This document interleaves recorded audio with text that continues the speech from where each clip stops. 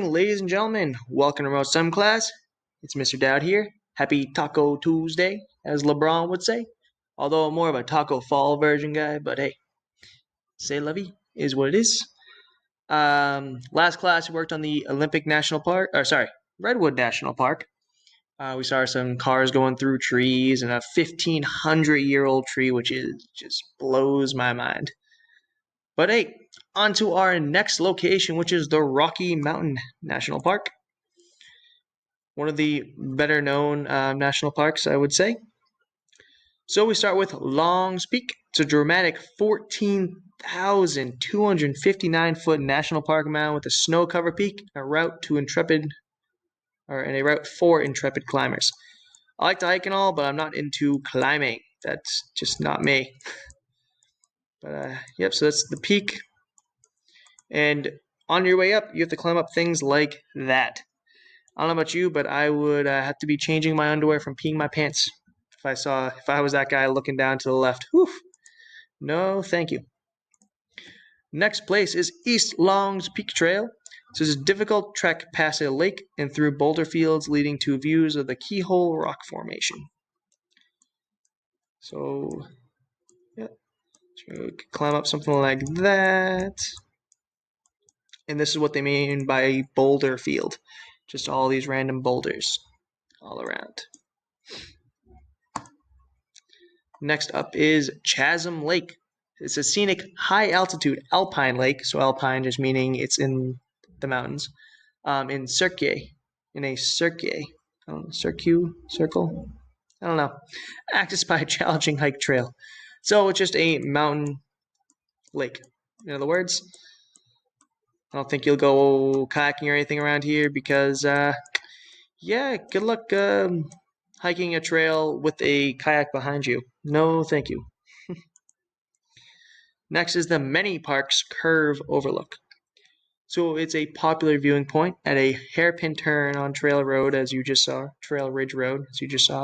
with sweeping view of the Mummy Range. So it's a Mummy mountain range, I assume. Yeah, just another beautiful mountain location. Hence why it's in the Rocky Mountains, which is in Colorado. If anyone's a fan of baseball, that's why their baseball team is the Rockies. Aha. Next is the Rainbow Curve Overlook. So it's a high-altitude pullout in a curve on Trail Ridge Road, again, with views of the forested valleys and snowy peaks. So you can see down here, this is all forest, but if you look way up at the top, you can see snow at the top of these mountains. So you can see the altitude change. It goes from moderate climate where trees can grow to where it's always winter.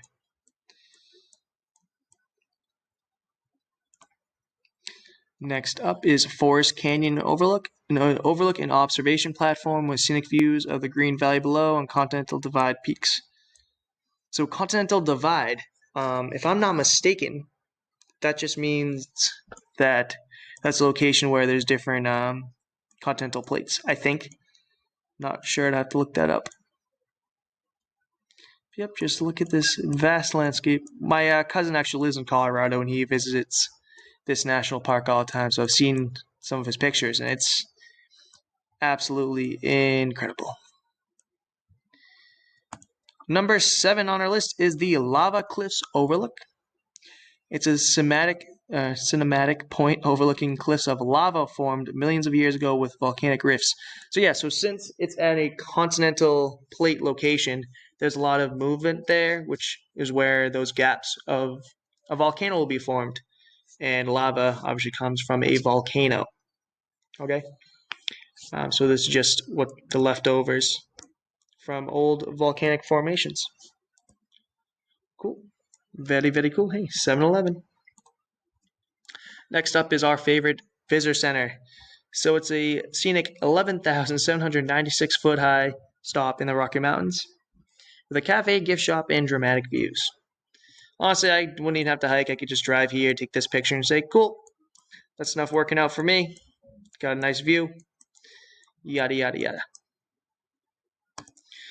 Number 9 on our list is Medicine Bow Curve. It's another hairpin turn, as you just saw. It's a Trail Ridge Road switchback with scenic of the 11,600 foot high viewing point of the alpine tundra below.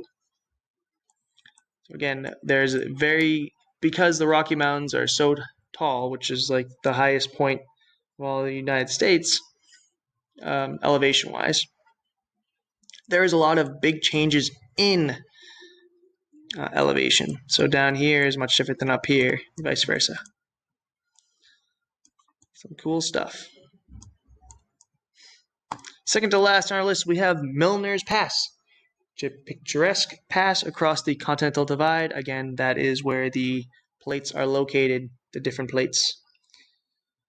Featuring expansive tundra, valley, and canyon views. Again, I would love to swim there, probably go fishing.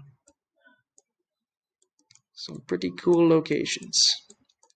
Last on our list is the Fairview Curve Viewpoint. So it's a less traveled, meaning less people go over to this area. But it's a 10,000 foot viewpoint along Trail Ridge Road with sweeping mountain and sky view. Yep, so a lot of these viewpoints. Less hiking in this part of the national park, a lot more driving, which is good for people that have issues hiking and or don't want to. Yeah, some cool spots. Very, very cool spots. But with that, we are officially done for today. Hope everyone has a fantastic day. I'll see you again tomorrow. Bye.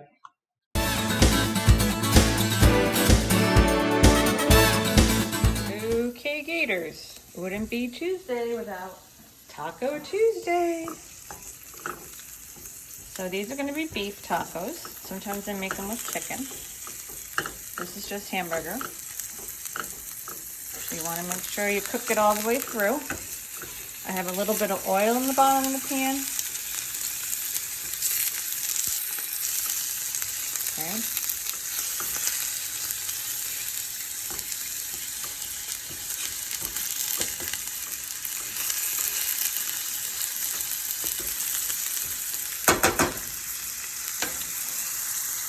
All right, so it should take about 4 minutes or so for it to cook entirely through.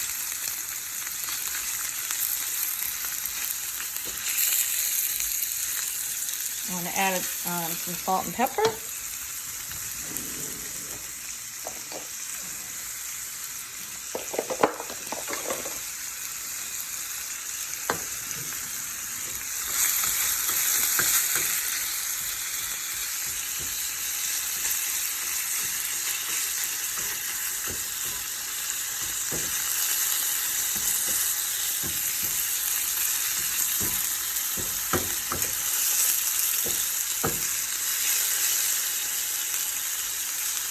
Tacos is so easy. It's such a quick meal.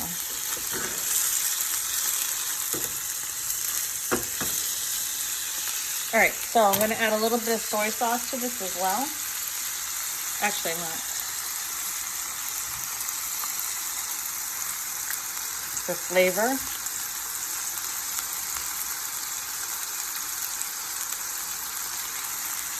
And then I'm just going to continue to let it cook.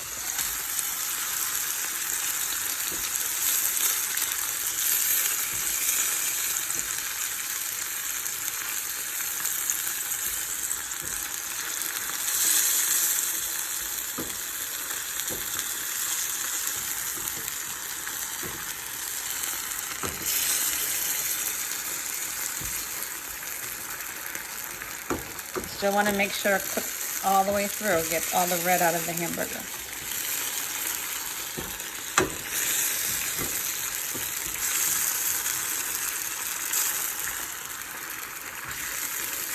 But some people don't use hamburger, they use chicken or sausage or pork or whatever for tacos. And I'm sure there's a way you can make them meatless too if you wanted. Some people don't eat meat. All right, so this is done. I'm going to transfer it into a bowl, and then I'm going to show you the rest. See you in a bit. Okay, so now we have the beef is all done, and here I have mayonnaise and a little bit of sriracha. I'm just mixing it up. If you don't like hot and spicy, then you might not want to use the sriracha. or maybe not use a lot of it. So that's gonna get drizzled over as well. And these are the soft tacos. So underneath here, you would just cover them with a damp paper cloth, and then you can microwave them for like 30 seconds, and then they're good to go. Okay, and then you can fill them with your meat. You can fill them with your sriracha sauce or your hot sauce.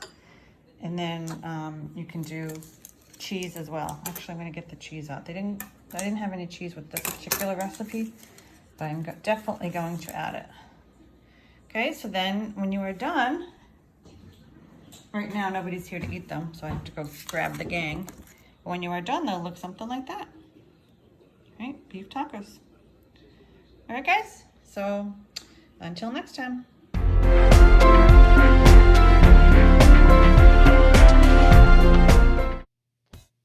Hey Gators, welcome back to Language and Play. All right, so yesterday you guys created your hero for a day character. All right, remember, hero is a broad definition. It can be somebody who used their power for good, all right, or their superpower for good. Totally your choice, all right? Personally, the character that I came up with, all right, is not a superhero, all right? So you'll see in my example today that my character is literally a teacher, all right? I based my character on my own profession, my own life, all right? But it's not necessarily me. I didn't base it on myself, but I based it on something I have a fair amount of knowledge of. So I would really suggest taking that into consideration when you're developing your character. Is this a character that you feel connected to? You still have time to make a change if it's not. All right? So we are now going to take this character and take your character profile, and we are going to give it a character background story. All right? Again, this is formulaic. We've done this many, many times this year. So you're going to take the information from your character profile, and you are going to turn that information into your new character. All right, into your character background story. Sorry, lost my train of thought there for a second. So you're going to change it into your background story. So you're going to take all that information, you're going to put it into a paragraph. All right, remember, you're just expanding on the details you've already come up with, turning it into a story. All right, so that's what we're going to do today. And then tomorrow, we are going to work on creating our character monologue. All right, can't wait to see what you come up with, guys. You're doing a great job. Keep up the good work.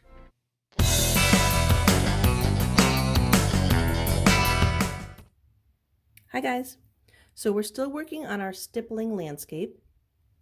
Today we're going to be adding a silhouette to our landscape. Okay, so here you can see the silhouette is just this one solid shape and it's black. So you don't see a lot of details. There's no stippling dots and there's no other marks or details. You just see this solid shape of black. Here the silhouette is these trees, the tree line, because it's one solid shape of black. Just one solid shape. It doesn't have to be black, but usually it is one solid shape and you don't see details on the inside for it to be a silhouette. So here, the silhouette is the grass and this tree coming up on the left. Okay, kind of see some silhouette shapes on the side of this mountain, the mountains. All right, so hopefully you have your drawing ready to go. I am going to add my silhouette to this drawing. I use a Sharpie pen because I feel like that makes the best, darkest black for this project. You can use a black marker. You can even use a black colored pencil if that's all you have.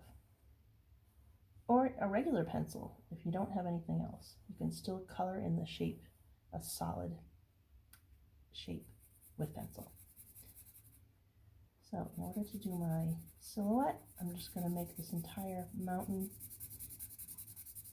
black. Each of my mountain points or tops will be black.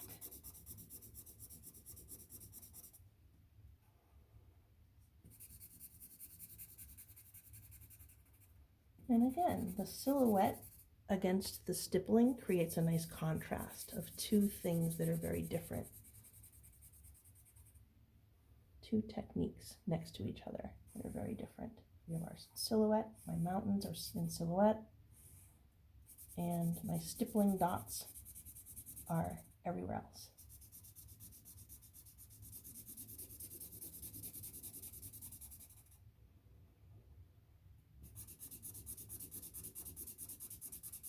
So for this one, I'm just doing black and white, but you could certainly do it with other colors if you wanted to. But sometimes I like to just work in black and white.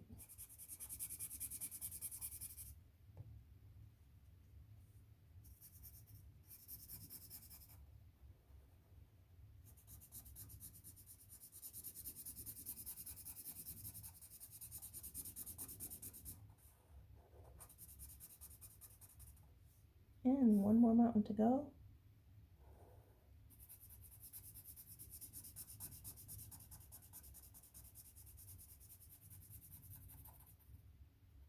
And that's it. So I have my stippling technique for the sky and the land, and my river coming through the center of my landscape. And now I have my silhouette mountains to complete my picture. And I could go over the outline of the circle with my Sharpie if I wanted to.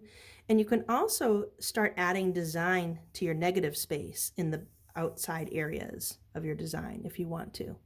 You could do all kinds of Zentangle patterns or just create color and add color. So then you'd have a contrast of the colored area with the black and white image in the middle. All right, guys, I can't wait to see your stippling silhouette landscapes.